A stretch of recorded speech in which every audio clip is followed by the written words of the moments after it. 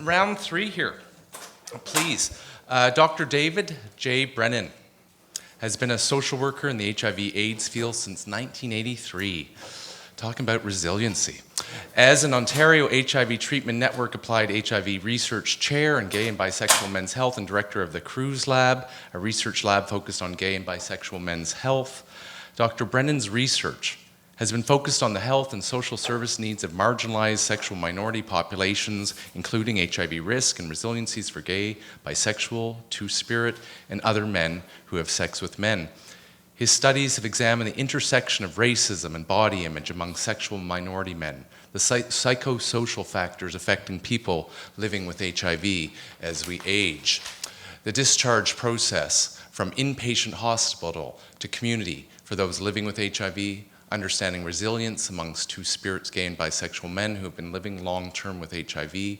Currently, he's examining how gay and bi men utilize web apps and online spaces for both sociosexual connections and sexual health information. His research has been funded by the Canadian Institute of Health Research, the Social Sciences Humanities Research Council of Canada, the Ontario HIV Treatment Network, and the Canadian Association for AIDS Research. Whew. Sandy Lambert is from the Tall Cree First Nation and has been involved in the HIV/AIDS movement for the past 10 years.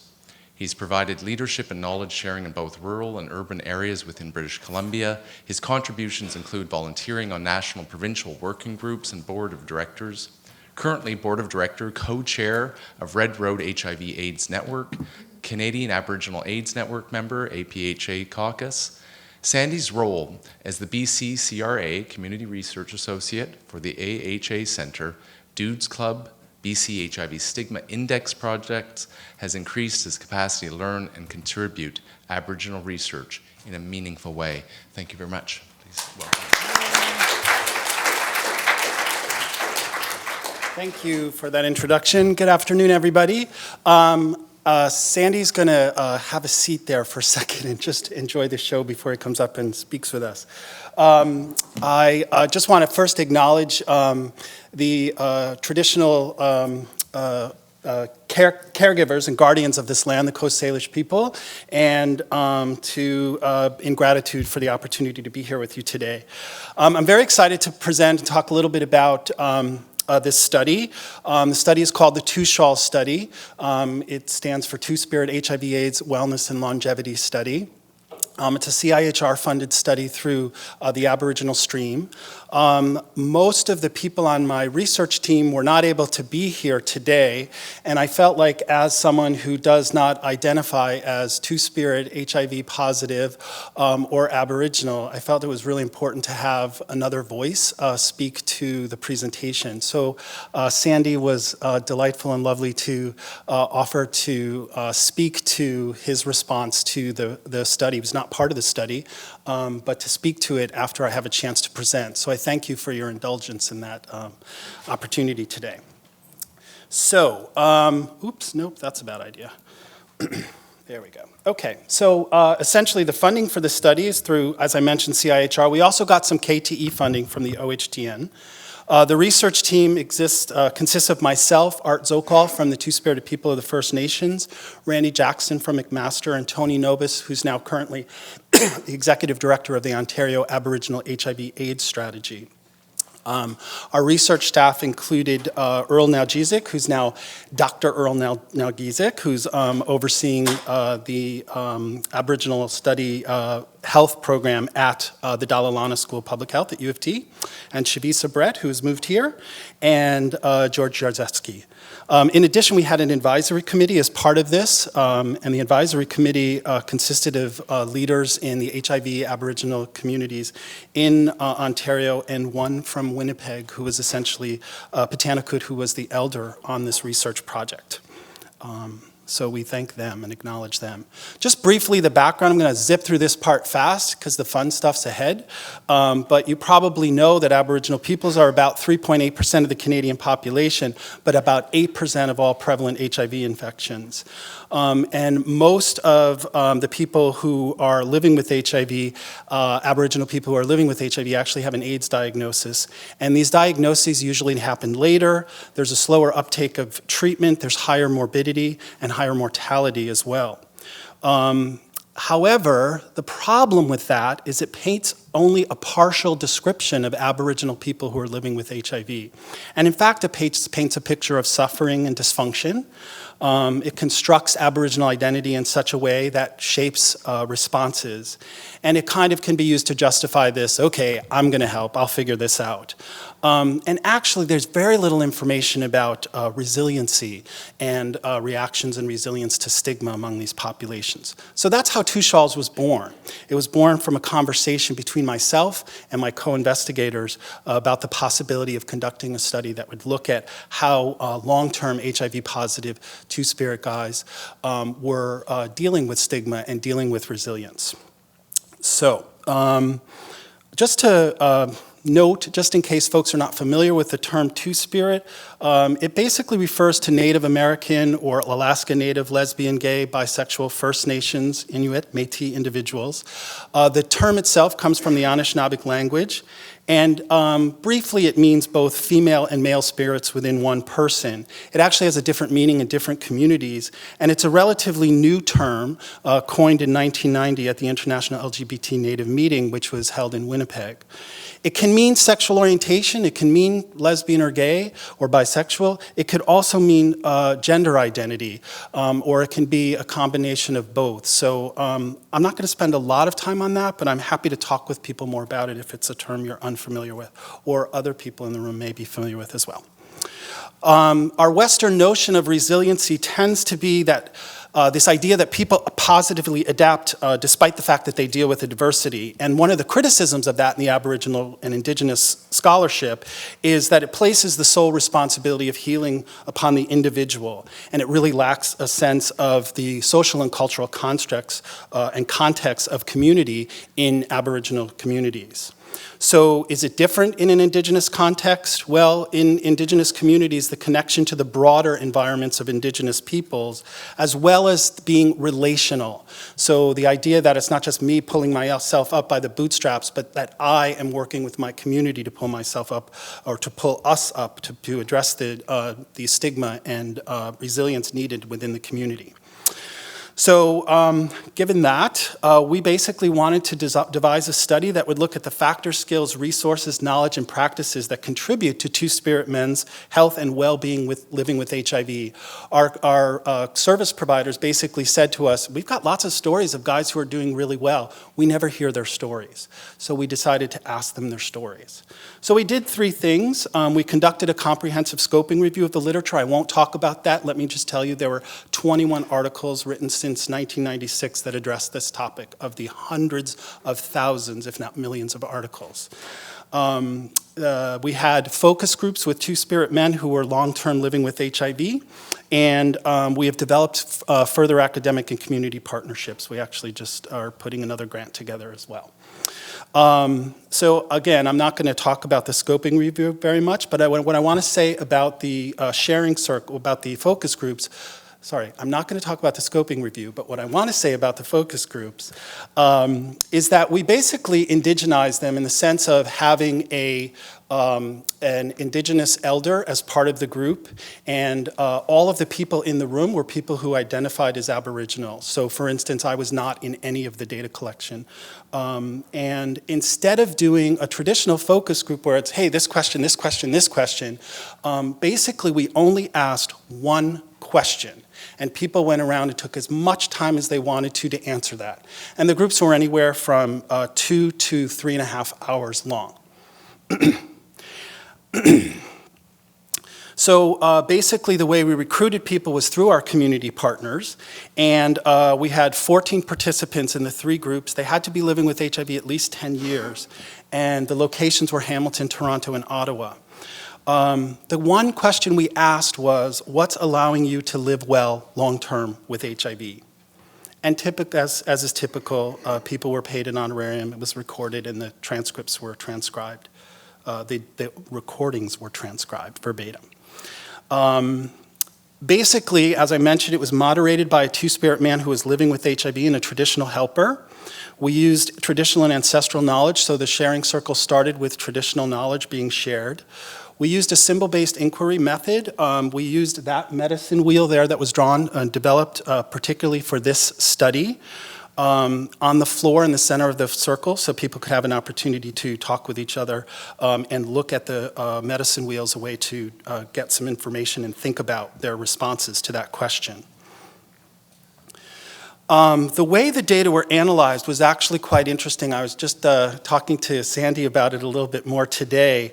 It actually took us about 17 days, like 17 work days of time to analyze the transcript from 14 people in 3 focus groups, which tells you why a lot of people sometimes avoid qualitative research.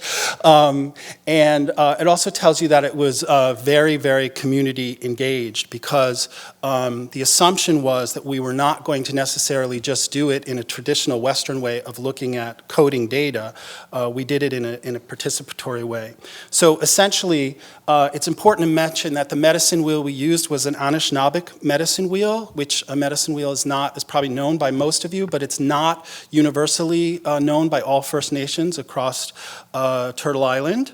And it generally expresses the idea of all my relations, so the interconnectivity between mental, physical, spiritual, and emotional. The data were qualitatively coded at first, much like you would in vivo. They were basically coded for whatever theme was being pulled directly from the text. Those codes were then put up on a wall, and then they were grouped together as selected into larger codes, or larger themes, I should say. What happened is, as you can see on the wall there, that's Randy Jackson being Randy Jackson, and that's me being bald. Yay, baldness.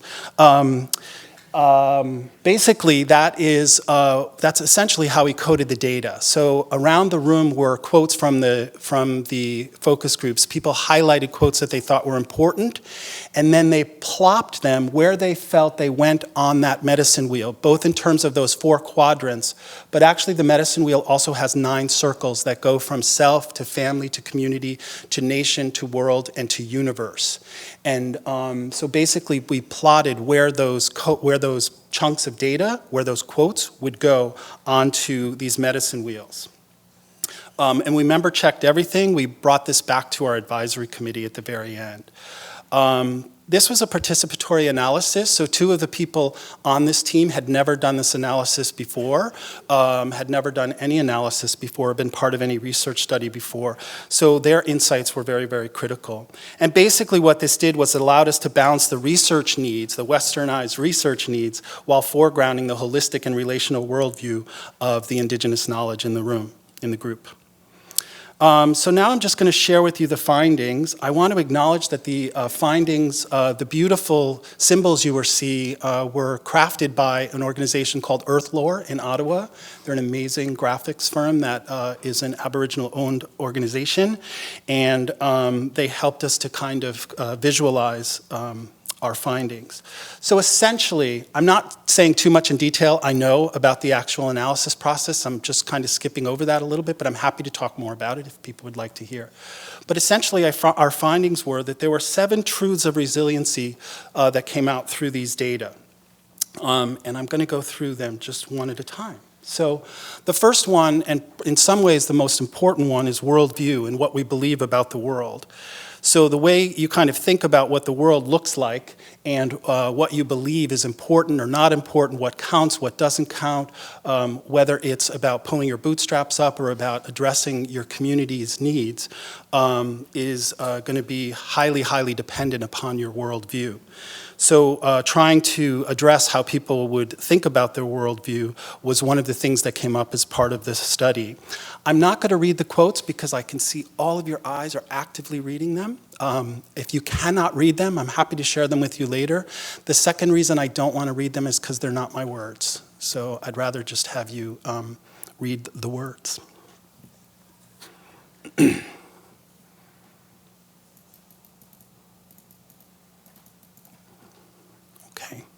The second, truth. Sorry, I'm seeing three things on the screen. The second truth is finding one's strength. So the idea behind this is being able to accept and work with challenges in a good way. In a good way comes up a lot, and what that means will be varied and different based on kind of one's cultural context. It might be something different for me than for you than for you. But the idea is that whatever challenges you face, you're going to sort out how to accept your strength and to be honest about what's happening. So here are a couple of quotes of people who were thinking about accepting and working their challenges in a good way.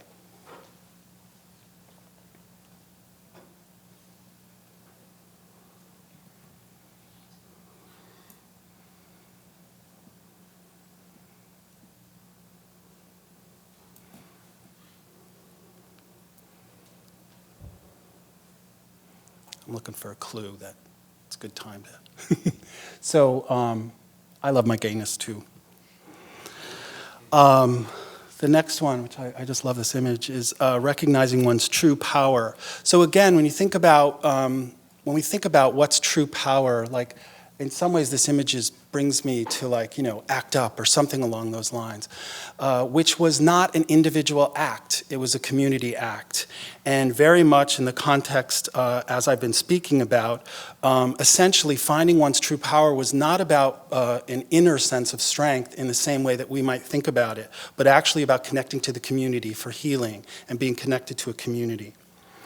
So you can see here how people are speaking a little bit about not only finding the strength inside oneself, but also the connections with others in their communities. Thank you. We're good. The next one is walking towards balance. So putting community into action, putting this community connection into action. So not only being part of the community, but acting on that and sorting out how you can engage with your community and to be a part of what is happening in terms of making sure that you are building a sense of resilience in the context of your community. So these are a couple of quotes around how people sort of dealt with trying to sort out some of the balances, sorting out the balance that they wanted to do in their lives. People also talked about using cultural resources as a part of this. So connecting to the community was also things like medicine wheel or ceremony or medicines, traditional medicines or teachings.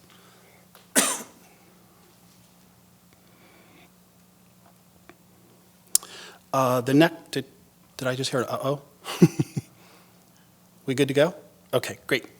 Minobimadzwin is the next one, which is essentially the journey to living the way of a good life.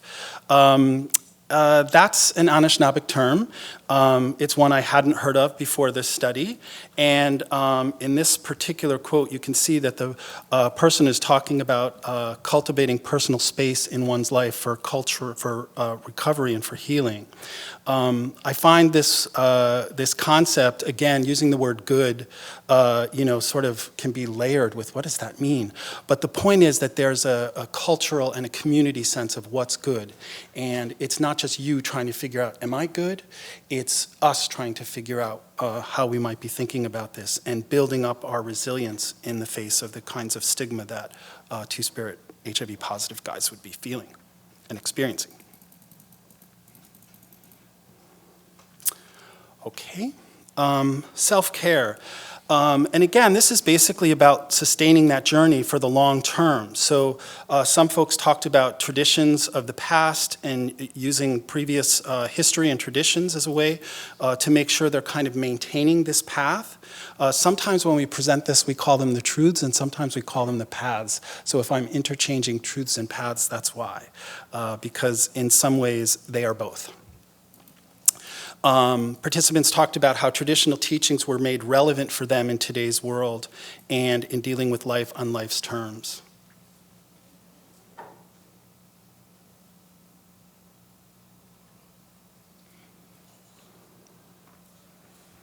Okay, and the next piece is living our truth, accepting and learning to live with our whole selves. And essentially what this is again, an opportunity to kind of think about coming full circle and acknowledging that being able to live in a state of comfort with oneself, being gay, being HIV positive, being two-spirit, and the sense of the community, people have to kind of move through a little bit of understanding a little bit more about their truth, their own truths. And so, again, this is, I think these two quotes sort of say them beautifully. In fact, one of them is a previous quote as well. So.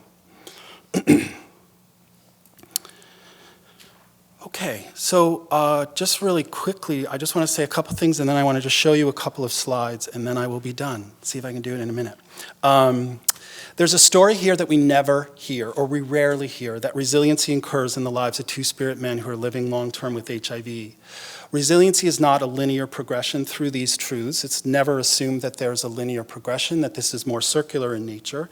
And it's about locating oneself maybe in this context and using some of these as a map to guide. It's grounded in the values and perspectives of one's culture, and it's also acting on those values and beliefs. So it's not just having that knowledge, but actually acting on it too.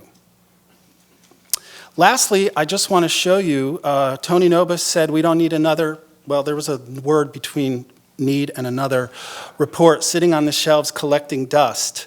We wanted to see if we could do something that people could interact with a little bit. So instead of futzing with the internet, we do have a website that we have yet to publish publicly.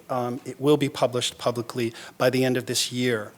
But essentially, it's an opportunity to kind of go through and see how the data looks visually. So it brings up the medicine wheel. The circles on the side here are the various circles within the medicine wheel. And then as you click on them, it brings up a section of the medicine wheel. And these dots that are everywhere are actually pieces of data and where they landed in the data analysis. And you can zoom in.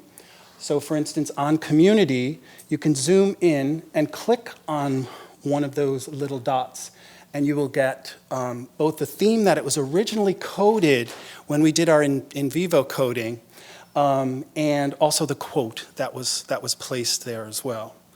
And it moves beautifully, actually. It's like floating in the sky. It's really quite lovely. So I'm looking forward to having that be made available. Okay, so I'm going to stop there and move on to Sandy Lambert. I'll just sit here for you, all right? Thank you.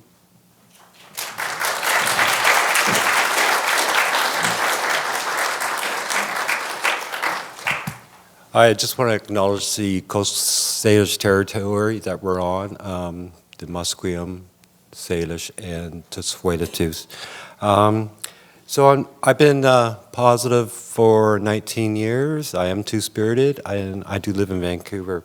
So just to reflect, it's nice to be able to see that we can take the Western way and the Indigenous way and have them work together. So it's actually it does work. Right now I'm working on a project where we do the same thing. We have the Western and we have the Indigenous, and it does work. I'm not going to take a lot of time. I just want to reflect on how this would work in BC, because in BC we're not Anishinaabe. We have many different populations here of Indigenous people, Inuit, First Nations, and Métis, and they go from BC, Alberta, Saskatchewan, all the way to Manitoba. So I don't know how that would work here. In reflecting to the medicine wheel, there are communities that don't even use the medicine wheel because they're so Christianized. So as well, most of the academia, the male academia people are in the East, and they keep being taken away from Vancouver. We don't have many male academias here. So, but it's good research, and I like to see it happen here. I want to reflect on Tony Nobis. I've known Tony for the last 10 years, and he's a very well-spoken, outspoken person as well. He says, we don't really want to shelve this research. And I understand and I hear what he says, but we've been researched to death as Indigenous people. And we want to share our knowledge, and we want to have something done with it. So what does that mean? Do we have it sent out to educators? Do we educate people on the front line? Do we help change policy? So that's what we're talking about is, you know, it's okay to research us, but let's do something with it. That's basically it. You know, it's a wonderful, Two Shawls is wonderful, and most of my colleagues are back there, and I know them very well, and I know that everything came from the heart. So that's what we do. Everything comes from the heart when we work. And as we do in the Indigenous world, we work in a circle. Nothing's straight or anything straight. Well, neither am I. I'm not straight either. Anyhow, so yeah, that's about it. It's a great project. Thanks.